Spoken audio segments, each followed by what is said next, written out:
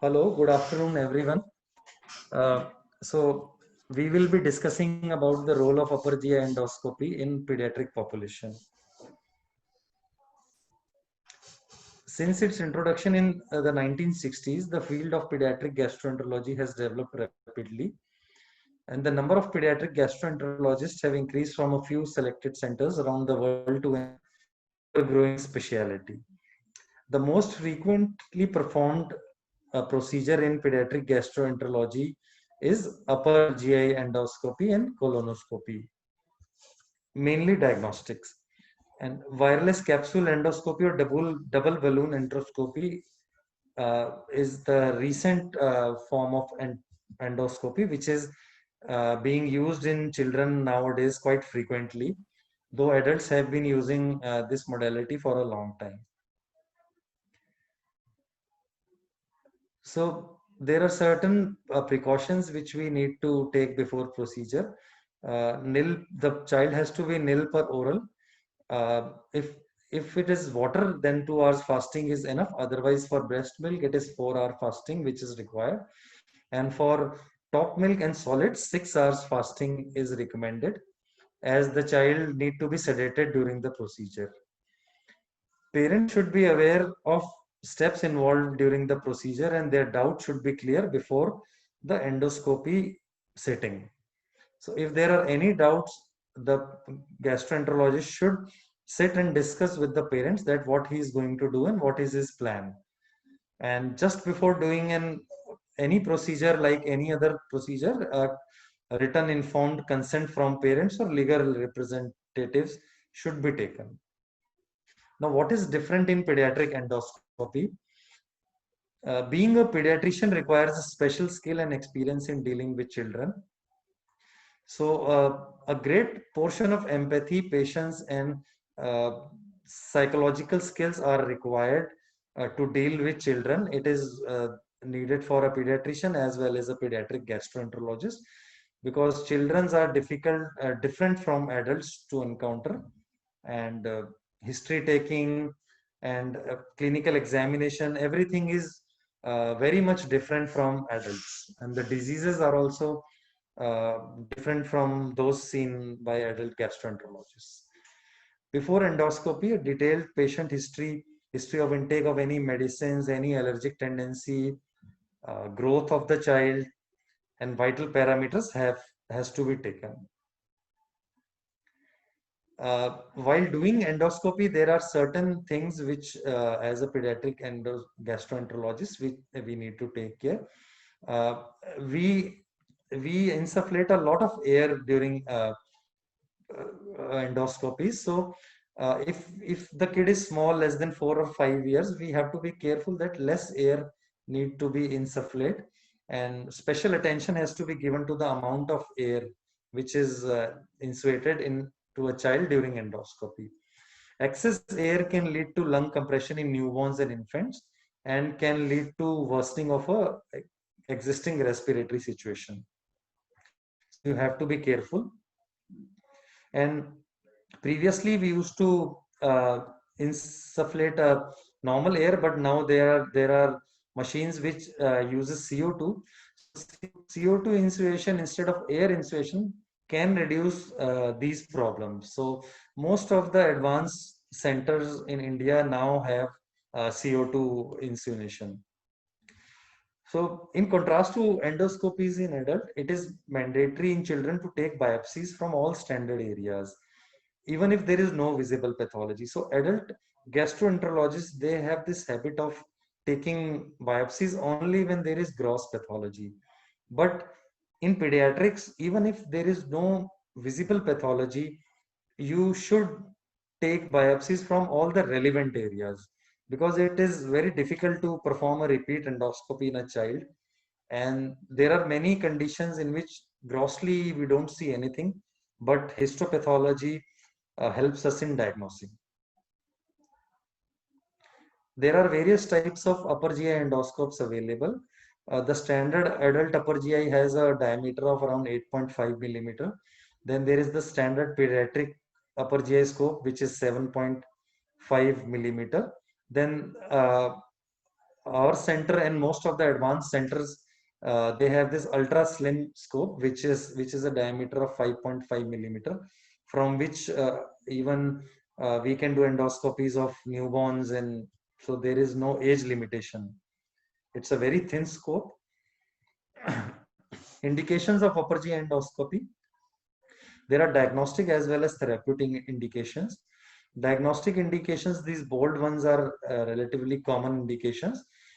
Therapy refractory gastroesophageal reflux, corrosive injury, to diagnose the extent of corrosive injury, then peptic ulcer disease in adolescents and older children, then chronic diarrhea and impaired growth is a very common indication of diagnostic upper GI. And again, inflammatory bowel disease, suspecting Crohn's disease is again an indication of diagnostic upper GI endoscopy. Then there are certain less common indications like food allergy or eosinophilic esophagitis and esophageal candidiasis. So therapeutic indications, again, the common one include the control of variceal bleeding in portal hypertension, then esophageal and pyloric stricture dilatation, any congenital stricture or stricture secondary to corrosive injury or reflux. So we need to dilate the stricture. Foreign body removal again is a very common indication for therapeutic upper GI. Then percutaneous endoscopic gastroscopy has also come in last few years. So many children who are having chronic neurological issues and developmental and swallowing issues, so we can do percutaneous endoscopic gastrostomy. Then there are certain less common indications like gastric ulcer bleed. This ulcer bleed is common in adults, but it's not that common in children. Then congenital webs and eclasias also. So we will discuss the common indications of endoscopy. So first, the diagnostic indications. Gastroesophageal reflux disease is common to diagnose. Gastroesophageal reflux, it's a very common indication. If there are persistent symptoms on proton pump inhibitor and a child is not responding to proton pump inhibitor, or we are unable to stop proton pump inhibitor after a trial or after continuing it for a long time, then this is an indication to do an upper GI endoscopy. It is useful to evaluate the mucosa in the presence of any alarm symptoms such as hematemesis. Normally, in older children, we don't do endoscopy directly. We can give a trial of PPI, as we discussed in our GRD symposium a few months back. So in older children, we always give a trial of PPI, and if the child is not responding to PPI, then we do diagnostic upper GI, or there are presence of alarm symptoms. Then you have to go for upper GI endoscopy diagnostic. If you are suspecting any complications of gastroesophageal reflux like strictures or Barrett esophagus, mostly seen in adults, sometimes can be seen in older children. To diagnose conditions that predispose to GERD like hiatal hernia, and to diagnose conditions that mimic GERD such as eosinophilic esophagitis or infectious. So these are indications for upper GI endoscopy in gastroesophageal reflux. Whenever there is corrosive injury and the child has come to you within 48 hours or maximum 72 hours, it is always advisable to do an upper GI endoscopy, because it provides an evaluation of the extent of mucosal injury, and then it guides in your management and helps in prognostication. So if the child has come to you after 72 hours, then endoscopy is not advisable. You have to wait for a few weeks, because there is high risk of perforation. So this is the Zargar classification, which is commonly used. I will not go into the detail of the classification, but with severity on the basis of endoscopy, you can label the child as normal, edematous, superficial injury, or deep injury. Accordingly, your management changes. Now, chronic diarrhea is a very common indication for which we often do diagnostic upper GI. Most common in North India is celiac disease in which there is endoscopy is needed in almost every cases except for few exceptions. So if it is a long-standing disease, we might find this scalloping, which is the wavy sort of border, the D2 fold, and biopsy is always recommended to diagnose celiac disease.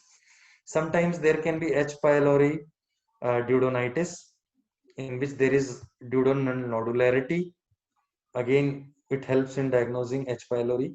Whenever you are suspecting Crohn's disease, which is a type of inflammatory bowel disease, you might find ulcers in the stomach as well as duodenum. So whenever you are suspecting IBD, you have to do an upper GI endoscopy besides colonoscopy. And again, biopsy is mandatory in all these cases. Whenever we do an upper GI, we always try to take biopsies, even if it is grossly normal. Then again, relatively uncommon cause of chronic diarrhea, intestinal lymphangiectasia, in which when you do an endoscopy, grossly you can see the white patches in the duodenum. And again, biopsy is very helpful in establishing the diagnosis. So tissue biopsy is it's almost a mandatory part of doing upper GI or colonoscopies. So as discussed, whenever we are suspecting inflammatory bowel disease, upper GI endoscopy is recommended for all patients as per the Porto criteria, irrespective of the presence or absence of upper gastrointestinal symptoms. Even we know that ulcerative colitis involves only large intestine, but still, even if you are suspecting ulcerative colitis, as a baseline, you have to do the upper GI endoscopy with a antral biopsy, because in inflammatory bowel disease there is focal antral gastritis which can be there and which helps in diagnosing the condition. There can be frank ulcers, erosive duodenitis as we discussed, or esophagitis, but there can be just histological focal antral gastritis without any overt signs. So therapeutic aspects of upper GI endoscopy. One of the most common therapeutic indication of upper GI endoscopy is in whenever we encounter a child of portal hypertension. Upper GI endoscopy is always mandatory at the diagnosis of portal hypertension, whether it is a chronic liver disease induced portal hypertension or an extrahepatic portal vein obstruction. So there are two modalities which we can offer. This is the old one is sclerotherapy, which was very famous in the past, but nowadays we go for variceal ligation. During sclerotherapy, uh, we inject a sclerosant with the help of an upper GI scope, and we try to obliterate the varix by injecting the sclerosant directly in the varix. So it is both in diagnostic as well as therapeutic. So this figure shows the around grade 2 varix. This is one column. This again is a small column, and this is also a very small varix, developing varix. So whenever you want to obliterate the varix, you can use endoscopic sclerotherapy. But nowadays, most of us go for variceal ligation. It is very easy to perform. There is this band ligator which you attach in front of endoscope, and 6 bands are there, so you can ligate 4 or more varix. Generally more than 3 or more than 4 is not required. Generally there are 3 or 4 columns, so in one go you can ligate all the varix. It is easy to perform. There is no blood loss during variceal ligation, and the complications like esophageal stricture formation is also less in variceal ligation as compared to endoscopic sclerotherapy.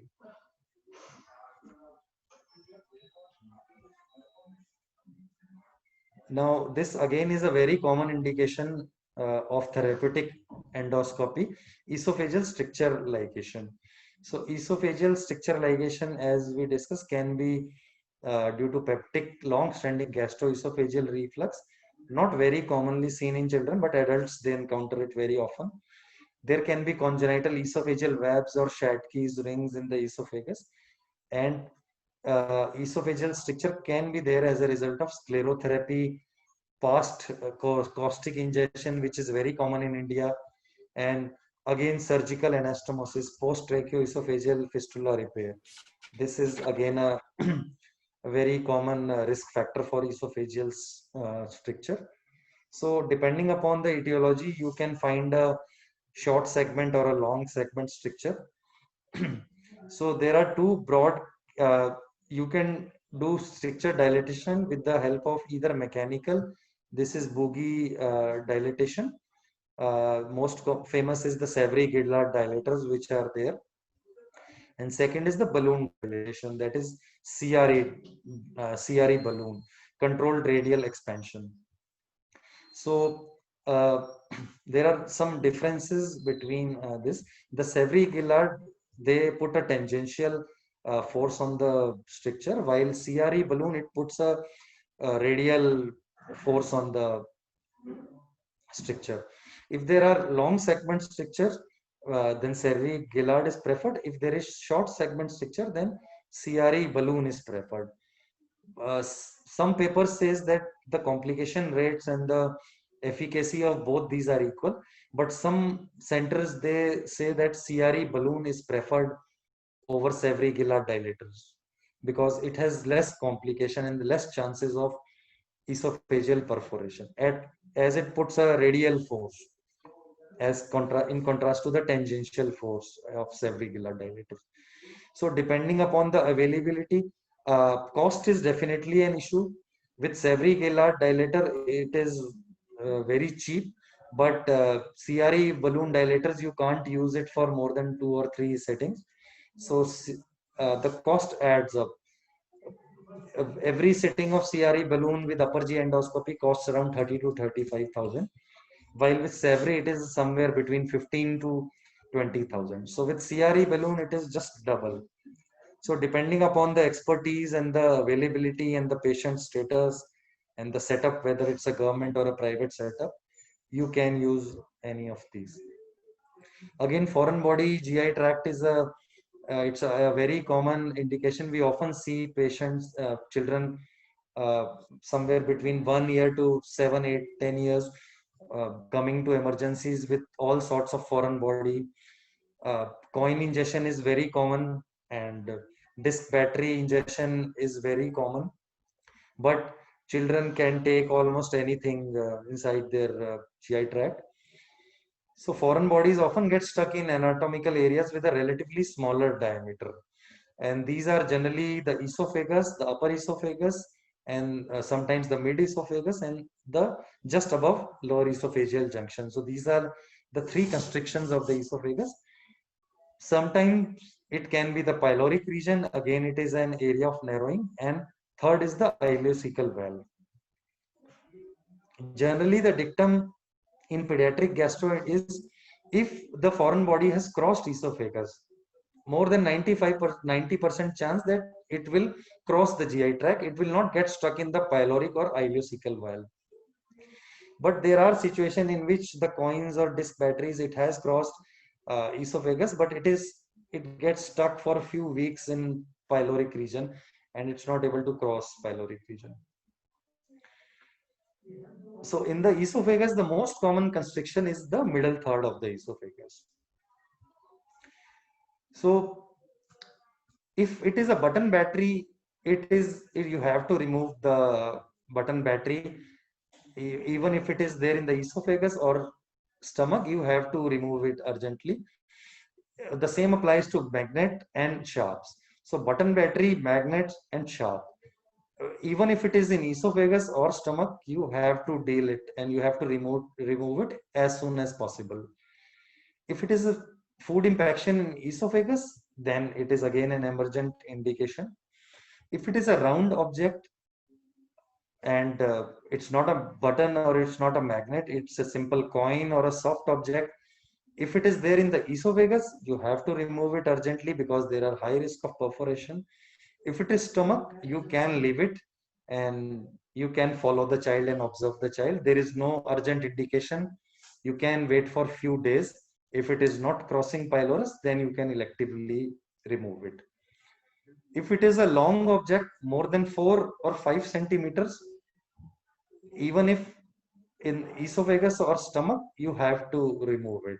If it's a small object less than 4 centimeters, and if it has crossed esophagus, most likely it will pass on its own. So basically, to summarize, if there is foreign body in esophagus, any type of foreign body is in esophagus, you have to remove it urgently. If there is small object or a coin or a soft object in stomach, you can go for an elective endoscopy and you can wait. So these are just the pictures, the foreign body coin in esophagus, upper esophagus, just below the cricopharynx. And this is the foreign body in stomach. And there are various instruments available which we can use. We can use a rat tooth forceps, alligator forceps. This is a Roth net forceps. So there are, depending upon the size and the location of foreign body, you can use various instruments to pick up the foreign body. Then eclasia seen in adolescents and older in adults. Though endoscopy is not a good modality for diagnosis, the gold standard is esophageal manometry. But endoscopy has a role in therapeutic. So you can go for a pneumatic dilatation in which there is this huge balloon which expands up to 3 centimeters. So you can go for pneumatic dilatation after confirming the diagnosis. And if the child is not responding to the repeated pneumatic dilatation settings, then you can go for per oral endoscopic myomectomy, which uh, abbreviated as POEM. So in POEM procedure, dye is injected in the esophagus, lower end of the esophagus, just above the LES. Then an incision is made in the inner layer of esophagus, and a tunnel is made in the esophageal wall, and the muscular layer is cut and divided, and the scope is withdrawn, and then you put clips on the tear. So it is being famous. It is being increasingly used in India for the last few years. It has a good efficacy, and a lot of children can be saved from surgical repair. Percutaneous endoscopic gastrostomy is again, as we discussed, it is being commonly used in those kids who have chronic neurological issues or developmental issues, in kids with cerebral palsy, in which there are swallowing difficulties. So due to its good outcome, PEG placement has become widely accepted in infants and children, leading long-term tube feeding. There are certain complications associated with PEG insertion, like hemorrhage, infection at the PEG site, and perforation. So that has to be taken into account. And whenever you are encountering prolonged parenteral nutrition, and you are not expecting an enteral nutrition up to 4 or 6 weeks, that is an indication for this PEG insertion. Then capsule endoscopy, again, it's very commonly being used in adults and in pediatric age group for many years, almost 10, 20 years. And most of the centers have this capsule endoscopy. The indications are undiagnosed GI bleed and suspected small bowel, Crohn's disease, celiac disease, and polyposis. Because uh, with the help of upper GI scope, you can reach up to third part of duodenum, and with the colonoscope, you can reach up to terminal ileum. So almost the jejunum and ileum, it's very difficult to enter, specifically in small kids. So whenever you are suspecting any pathology in jejunum or ileum, and you are not able to negotiate that area, you can take the help of capsule endoscopy. It can be used from 2 year onwards, and older children can swallow the capsule. It's a relatively big capsule, so 11-year or more than 12-year-old child can swallow the capsule, but for smaller children it can be inserted with the help of uh, upper GI scope. and the pictures are similar to that seen in the conventional upper GI endoscopies. So there are thousands of pictures which the capsule takes. It's a sort of video which the gastroenterologist sees, and then uh, it then they diagnose. Balloon enteroscopy is a form of upper GI endoscopy. Again, whenever you are suspecting any lesion in jejunum or ileum and your normal endoscope cannot reach that area, so you take the help of balloon enteroscope. So the advantage with balloon enteroscope is that you can reach up to the jejunum or ileum, and simultaneously you can take biopsies also. The disadvantage with capsule endoscopy is that you cannot take a biopsy. You can just visualize the colon, but the intestine, but you cannot take a biopsy. But with balloon enteroscopy, you can take a biopsy. So it can be safely done in children up, more than 2 or 3 years of age. Now there are special balloon enteroscopes which are available. So any child with more than 10 or 12 kgs, it can be easily done.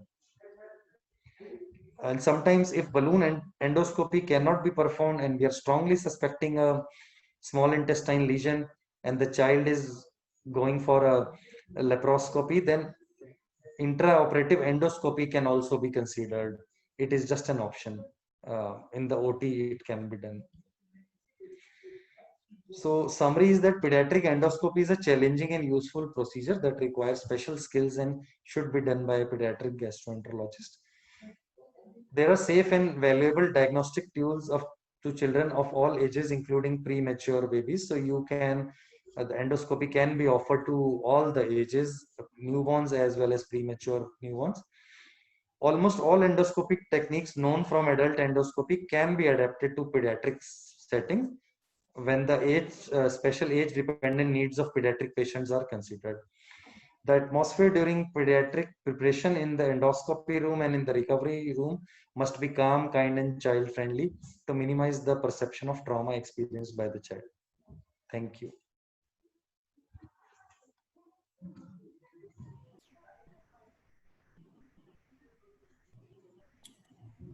Good, see a good overview of the various endoscopic procedures and the indications, brief summary. Thank you, sir. Only I hope more people would have attended, would have been better for them. Unfortunately, not many people seem to be interested in this talk. So unless, Raman, we make it compulsory, that attendance is compulsory, this is going to go this way only. There is no way, because some of our seniors also don't attend. So how do we blame the juniors when they are, say, relatively busier in doing their duty?